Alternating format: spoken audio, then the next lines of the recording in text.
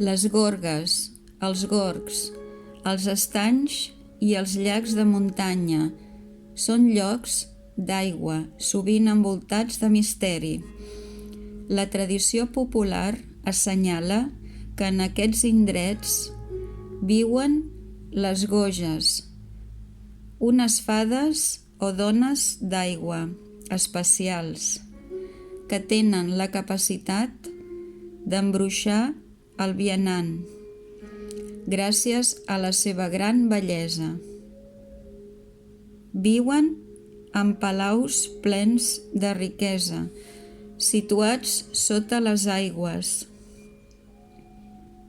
o en coves molt profundes.